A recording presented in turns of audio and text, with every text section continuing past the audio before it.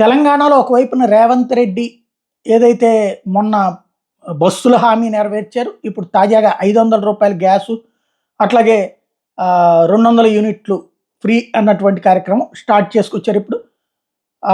రైతు బంధు మార్చి 31కి ఇస్తానన్నారు. జీతాలు మొదటి 4 రోజుల్లో ఏసేస్తానని చెప్పుకొచ్చారు. అదంతా ఓ పక్కన జరుగుతుంది. ఇప్పుడు Sharmila PCC chief, Andhra Pradesh PCC chief సంచలనమైన ప్రకటన చేసుకొచ్చారు.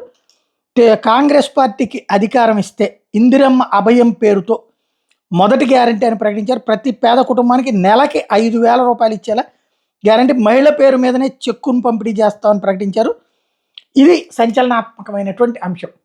ప్రతి మహిళకి 5,000 రూపాయలు నెలకి. ఇప్పుడు తెలుగుదేశం పార్టీ వాళ్ళు చెప్పారు కదా, 1,500 2,500 ఇస్తామన్నట్టున్నారు వాళ్ళు.